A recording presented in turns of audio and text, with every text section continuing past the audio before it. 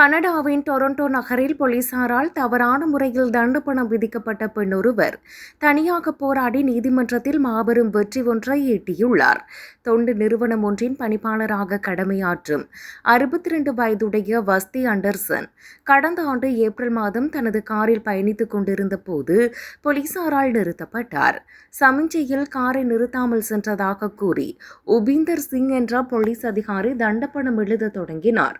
ஆனால் தான் காரை சரியாக நிறுத்திவிட்டே வந்ததாக அந்த பெண்மணி வாதிட்டார். தன்னுடைய தவறை ஒப்புக்கொள்ளாமல் வஸ்தி அண்டர்சன் நியாயம் பேசியதால் ஆத்திரமடைந்த அந்த போலீஸ் அதிகாரி பல்வேறு குற்றச்சாட்டுகளில் தண்டப்பணம் எழுதப் போவதாக எச்சரித்துள்ளார். அத்தோடு ஓட்டுநர் உரிமத்தை வீட்டில் மறந்து வைத்துவிட்டு வந்ததற்கும் சேர்த்து $100,000 தண்டப்பணத்தை எழுதினார்.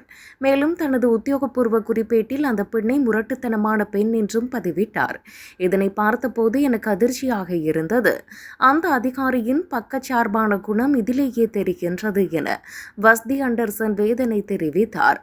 தான் எந்த தவறும் செய்யவில்லை என்பதில் உறுதியாக இருந்த வஸ்தி அண்டர்சன் தகவல் அறியும் உரிமை சட்டத்தின் கீழ் அந்த போலீஸ் அதிகாரியின் உடல் கேமரா மற்றும் காரில் இருந்த கேமரா காட்சிகளை போராடி பெற்றார்.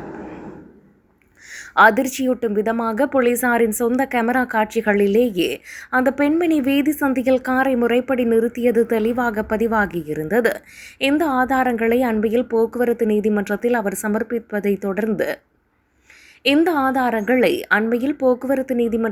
சமர்ப்பித்ததை தொடர்ந்து அரச வழக்கறிஞர் அவர் மீதான அனைத்து குற்றச்சாட்டுகளையும் தண்டப்பணங்களையும் உடனடியாக வாபஸ் பெற்றுக் கொள்வதாக அறிவித்தார். இந்த வழக்கில் தவறு செய்தது அந்த பெண் அல்ல, மாறாக அதிகாரத்தை தவறாக பயன்படுத்திய போலீஸ் அதிகாரிதான் என டொரண்டோவின் முன்னாள் மேயர் ஜான் செவல் கடுமையாக குற்றம் சாட்டினார். தவறு செய்யாத போது அதிகார வர்க்கத்திற்கு அஞ்சி ஒதுங்கி போகாமல் தனியாக நின்று நீதியை நிலைநாட்டிய வஸ்தி அண்டர்சனின் இந்த வெற்றி பலருக்கும் ஒரு முன்மாதிரியாக அமைந்துள்ளது.